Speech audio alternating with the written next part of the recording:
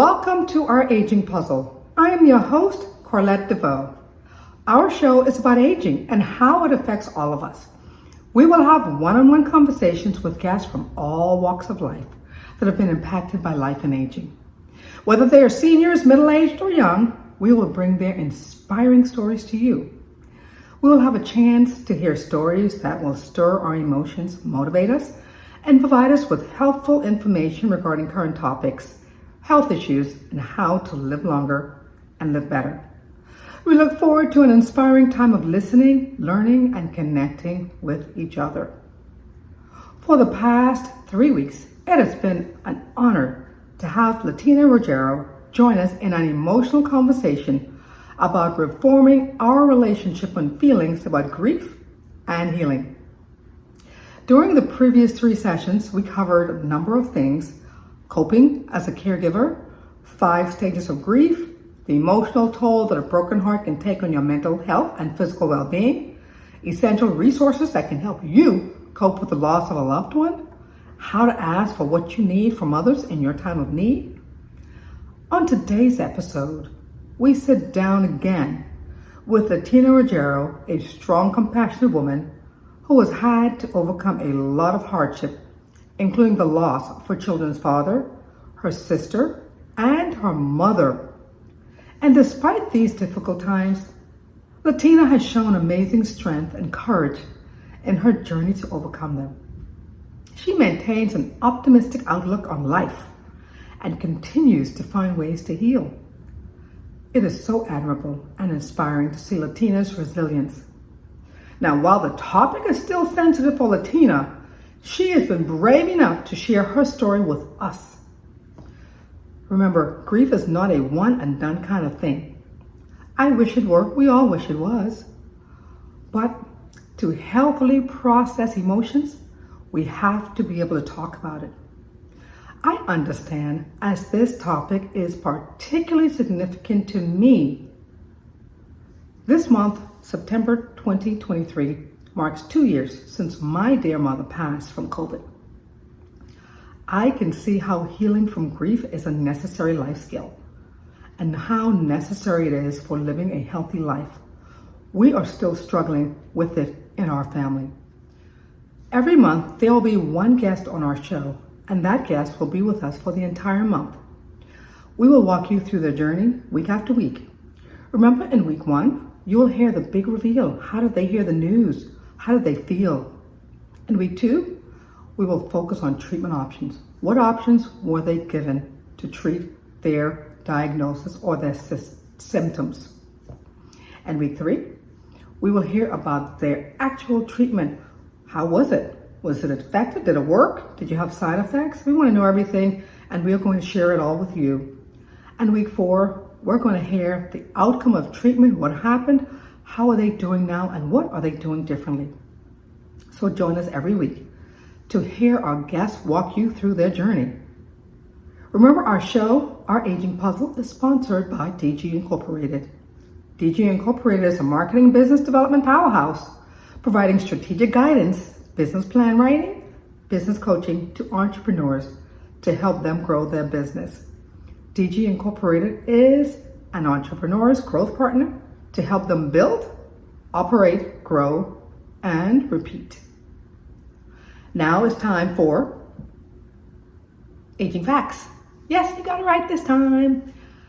As we get older, our bodies start to change in ways that we may not think about until we start to experience them. Yeah, I can relate to that. Our skin, our bones, and our muscles all tend to get weaker over time. It can be easy to notice when our skin starts to age, but it's not always easy when our bodies start to change inside. Like when we have back pain and neck pain, stiffness or numbness. These are all signs of an aging spine. That means you're getting older. It can be difficult to tell the difference between normal aging or more serious issues. I'll tell you, you're probably asking yourself when you feel these symptoms, is it normal or not? I will tell you, always go seek professional advice to be sure that it is not a serious issue. We have health care professionals that say back and neck pain are very common as we age. Well, it's about 85% of people experiencing some form of discomfort, especially people between the ages of 40 and 60. Yikes, we don't like that. Now, how can we keep our spine young? Well, even though some back pain is expected with age, there's one way to lower your risk of severe pain. Our weight, we all struggle with it. Yes, maintaining a healthy weight is important for reducing the pressure on your musculoskeletal system, because every pound of body weight adds 4 pounds of pressure when you're walking and 8 pounds of pressure when you're running. So maintain a healthy weight is important to reducing the stress on your back and improving your overall health. We hear it every day, all the time. Weight. It is important. We have to control our weight for us to live healthy and live long. In addition to eating healthy, we also are recommended, or we're also told, that regular stretching and aerobic exercise is recommended. So start walking and jogging, biking. Exercise helps you lose weight and it also strengthens your back.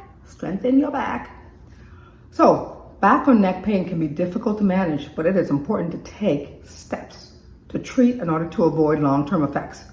You want to be able to work and you want to be able to enjoy activities, so take care of your back and take care of your health. If something is causing you pain, listen, check it out, go to your doctor. Pain is not normal. Pain is your body telling you that something is not right. So go and seek help. Go and see a doctor.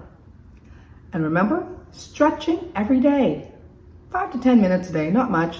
It's good for you, because when you wake up and you stretch, it helps you with your mobility, it helps you avoid injury, and it also helps you with focus throughout the day. So take care of your health, control your weight, and let's go! Age gracefully and healthily. Our topic for this month is dealing with the death of a loved one. Remember, during the pandemic, there was a sense of collective grief. We had so many people that passed away. Some of them passed away alone. We couldn't go to celebrate their life. We couldn't go to funerals. There was just so many painful things that we went through, in addition to the grieving process that we had to go through when we lose a loved one. It is very challenging. This whole pandemic created such a situation in many people, and they were not able to properly grieve. So remember, grief is something that is unfortunate, is a harsh reality for many of us, for all of us, and everyone processes grieving differently. So one person may bottle it up, the other person may go and seek support, talk to people. Everyone is different. Even mainstream media is starting to showcase the topic more and the importance of grieving. It is important. And health professionals also are even making it a mission to encourage conversations and dialogue about grief. It's not just about losing someone special. That's grief. Grief can come in so many different forms. Okay, for example, if you go through a divorce, if you lose your home, if you lose your pet, those are things that you care about. And yes, each individual experiences it differently. Someone may grieve when they go through divorce. So don't make fun of them. Everyone is different. We all have to go with who we are as individuals, and we all deal with loss separately and individually. But one thing is common, we all have to go through a process when we lose a loved one. When you're going through the grieving process, it is so important to practice patience and understanding. Those people who are grieving, be patient with them, because grappling with grief requires understanding from the people who care about us. That process is unique to everyone, and there's no right or wrong way to grieve. It's important to remember that grief is a normal part of life and that it takes so much time to heal, and know to people grieve the same way and the same length of time. So when you're dealing with grief, it is important to take care of yourself physically, emotionally, and spiritually. So find ways to cope with the pain that comes from mourning, such as maybe talking to a friend, talking to a family member, writing a journal, getting exercise, going out and getting a new hobby, joining a support group. Do something. Because when you grieve, you have to let it out. And one thing to remember, you are not alone. You're not the only one that is grieved. Seek support. Research shows that many people who suffer from prolonged grief, ranging from 4 to 20%, this requires treatment. You may have to go to a prolonged grief disorder therapy program for people who have prolonged grief. And I can't tell you what prolonged grief is, because everyone goes through grief differently. We all grieve differently, and the time frame is different for all of us. But when grief starts to control your life, you may want to seek help. The Center for Prolonged Grief publishes a resource and directory of therapists. If you need help and you need to seek support, go there and get help. It's important for your health and your life. Now it's time to welcome our special guest today. We are pleased to welcome Latina Roggero as our guest. She's been here for the last 3 weeks, and this is her final week. We are so excited to have her here because this is a very difficult topic, and she has been sharing her story with us like a champ. Latina is a multi-talented individual. She has achieved success in various fields such as real estate, international modeling, and community service. And Latina's passion for community service is evident.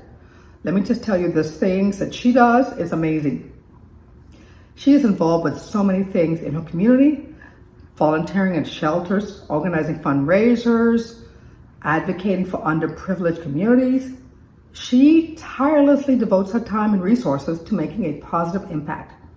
And listen, she's lost a lot of family members, but she is still caring and compassionate, even though she's going through the grieving process.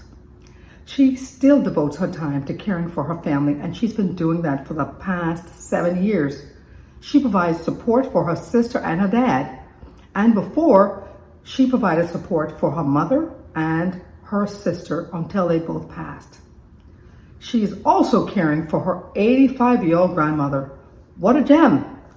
That's Latina, and we appreciate Latina for her support, for sharing her story, because this is painful, but we do appreciate her. I'm going to ask you to join me in welcoming my guest for the last week, fantastic, amazing woman, Latina Roggero.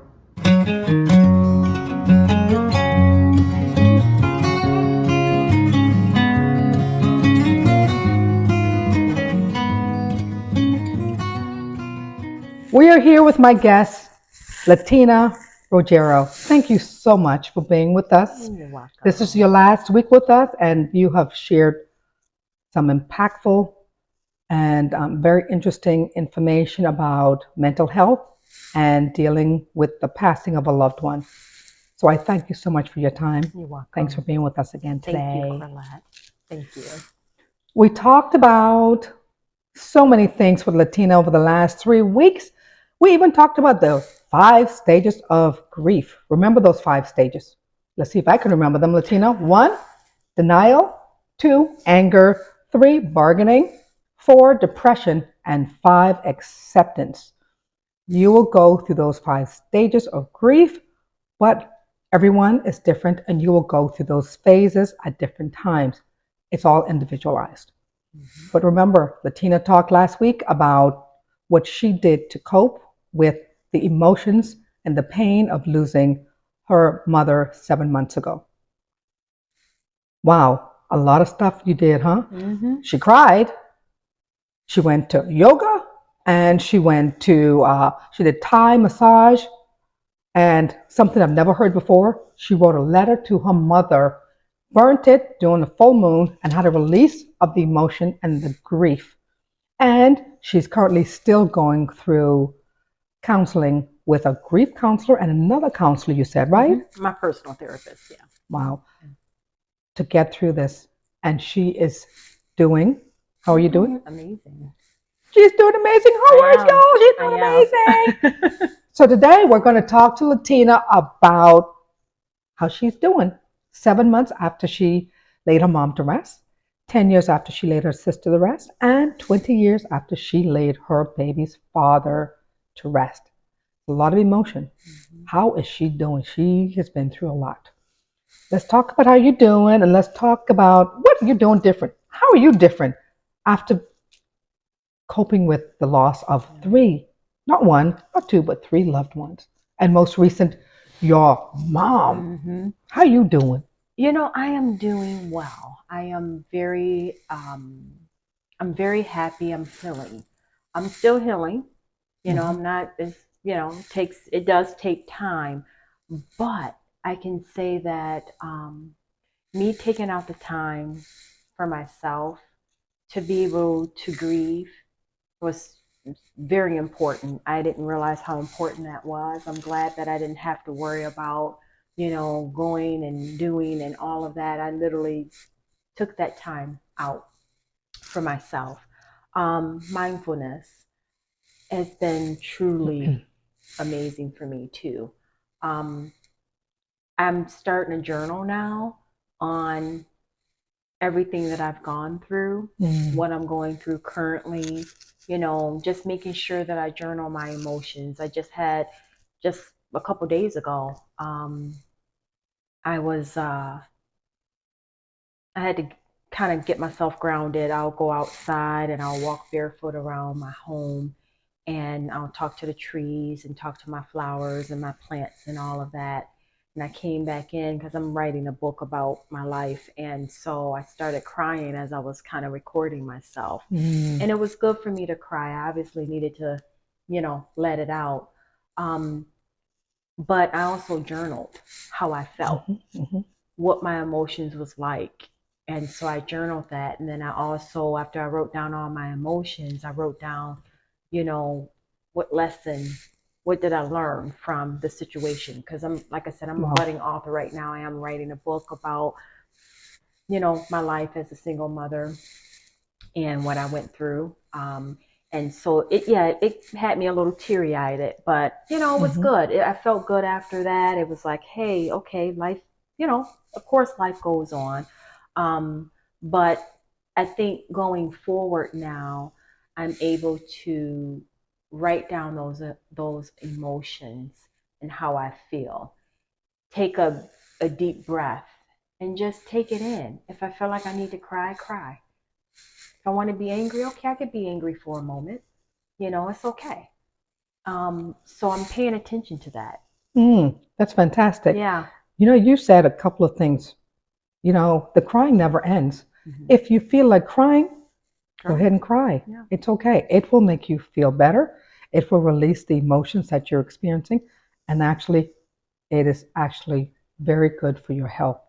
You don't want to keep it in. And anger, that's one of the phases. That is the second phase of grieving. You go through the anger. So you're going to go through all of these phases, but you may come back to one of them. There's no set time frame, and there's no one that says you can't go back to the second phase or the third phase. You're going to go through these emotions for a very long time, and only you can decide if you ever stop going through the grieving process. And don't feel guilty. Don't let anyone make you feel guilty because you're going through the grieving process. It's okay. Don't stay stuck in the grieving process. Release and remember, move forward, but don't forget. So you went through these phases, Latina. You said something that you're doing differently. You're journaling. I am. What does journaling do for you, and how does it make you feel? Well, for one, I can keep track of how I'm feeling. So I write down the date and then I write down how I'm feeling, write down the time. So then I can go back. It's something I can go back to reference myself. But it also helps get it out. A lot of times, you know, we feel like, I used to keep things in my head a lot. And my cousin would always tell me, write it down, write it down, write it down. Yes. So now I'm doing that. I'm finally doing it, because she would get on me about that for years. And I'm just like, you know, and I told her the other day, I said, thank you for staying on me. You know, it takes for others to kind of stay on top of other people, especially those that you love, to just stay on top of them. They'll eventually change. They'll eventually do what needs to be done. If they want it. They gotta want it though. Absolutely. You know, and I know I want it. I want to be a better version of myself. So everything that I'm doing it so that I can become a better version of myself. Absolutely. Now, Latina, you're going through and you're doing all of these things. Do you see life differently? Do you see life the same? How has this really impacted your life and your view on life with the passing of your family members? Well, I do see life differently. I know after my sister passed, I said that she didn't get a chance to really travel. And so I traveled quite a bit since the time frame since she passed. Okay. My mom, you know, with the mental illness and mental health, I really want to get that out there and let people know that it's real. You know, to really seek out help. My mom was only 64. So, you know, when you think about that, my sister was 37. So they both were young. Wow. When you think about that, it's like, wow, they could still be here. Absolutely. You know, Absolutely. they could still be They were young. here, you know, but due to the fact of not allowing those emotions, not admitting the fact that there was something wrong, just admit it. Okay, we all got issues. Just admit it. I mean, you know, once you admit it, it's a healing process. You know, now you can get more help because now you know. Right. The more you know, now you can start putting things into place to do what you need to do to get the help that you need. People are gonna help you without even you asking. Absolutely. You know, but yeah, no, just from all of that, like I said, my life is different. I look at life differently in regards to what I know I need to do for myself. I need to make sure that, you know, self-care, number one, very, very important. I did not do a lot of self-care for myself before because I was too busy taking care of everybody else. And so I said, you know what? I gotta love me. Absolutely. How can I love everybody else and don't love me? I had to have a talk with myself. You had to have a talk with yourself. I did. Yeah, so because self, I said, yes. how in the world could I do so much for others and not do for me? Absolutely. So I had that conversation with myself and I said, I'm gonna do better. And I have. And I'm very happy. I'm very happy. I'm very proud of myself for taking time out for me. I deserve that. Yes, you do. Yes, you I deserve do. that. You know, Yes, you you have do. a big heart to help others, but if you can't have a heart to help others and not help yourself, you know? Absolutely. So that's one of the things that I would just like to share is just self-care, so important. Yoga, if you don't want to do yoga, kickboxing, go out dancing. Dancing is another great way of exercising.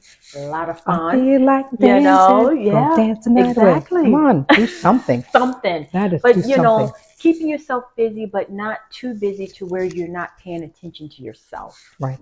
You know, paying attention to your emotions. Emotions is real. I've also another thing that I've started doing is I've always been a healthy eater, but I'm more of a healthy eater now. I pay attention to what I'm eating and what I'm putting into my body. Absolutely. I love me. So I need to make sure that what I'm putting in my body is going to be healthy for me. So I decided I'm staying away from meat. So I wasn't really a big meat eater. I love salmon.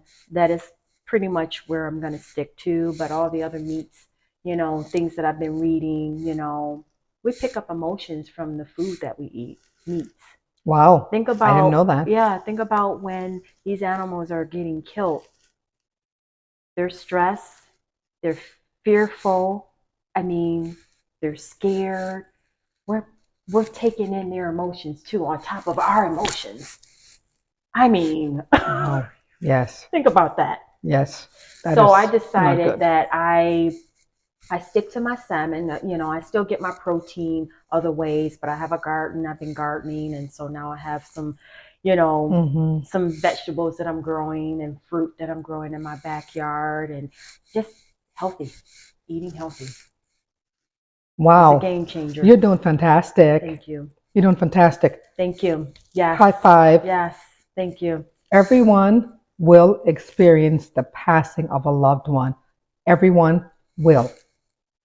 It affects you mentally, but don't stay stuck in the period of sadness. We've had with us this entire month Latina Roggero, who was talking about how she dealt with the passing of her loved ones. 3 of them: her baby's father, her sister, and her mother. And as you heard, Latina is doing fantastic, but it was not an easy path, not an easy road. Her life is different now. She's journaling, she's doing yoga, she is still doing her counseling, and she sees life differently, and she is traveling. And the last thing that Latina said, self-care. She took care of everyone else before. Now she realizes the importance of self-care. Take care of yourself. Before you can take care of someone else, you have to be okay. Self-care is important. Latina, you're fantastic. Thank you. I appreciate you. Oh, thank you so much, Corlette. I appreciate you. I appreciate you too. Appreciate Thank you so much. Mental health and dealing with the passing of a loved one is what we've been talking about all month. Take care of yourself, cry, do what you have to do, but we want you to feel better. And we want you to keep the memory of your loved ones alive in your hearts and your mind. Keep them alive. But get help, cry, get counseling, feel better. We are going to talk about how to live longer and live better coming up right now. We'll see you soon. Thank you so much to our guest, Latina. She was fantastic, and she shared so many informational tips, keys to managing grieving process based on what she has done. We appreciate her this entire month sharing her story and her journey with us. Let's talk about habits to live longer and live better. Remember, every week we talk about habits to live longer and live better, and we recommend doing 4 things. 1, diet. Eating healthy foods, dense foods, such as fruits and vegetables and whole grains are important.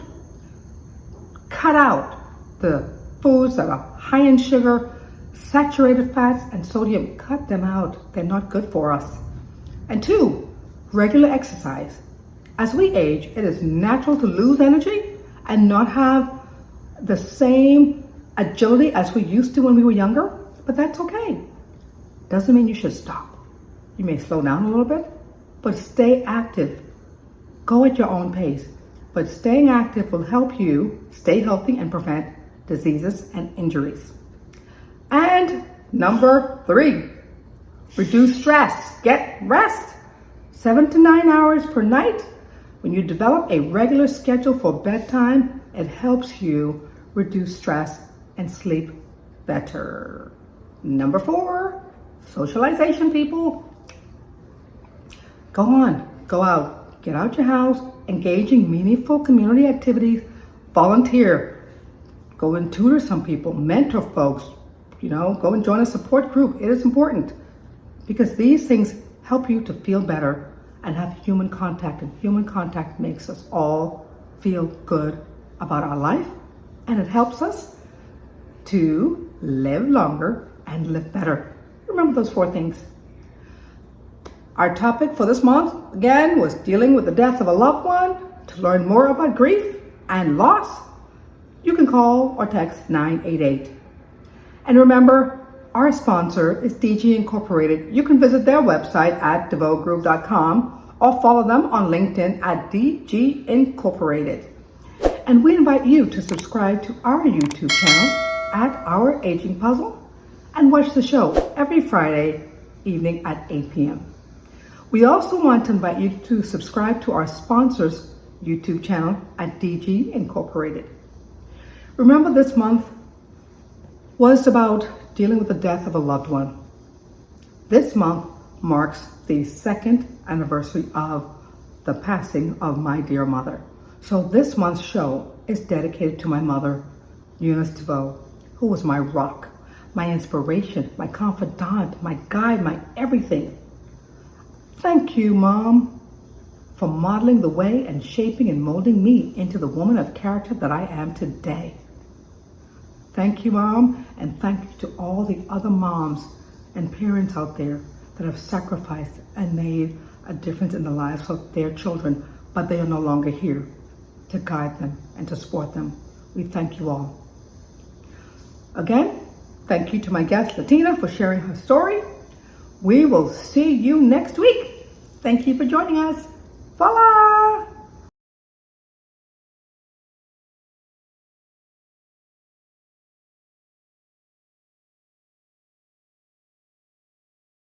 I'm Kevin Harrington, an original shark from Shark Tank. DG Incorporated provides coaching services to help entrepreneurs open and grow assisted living facilities and build economic wealth. Visit their website to learn more.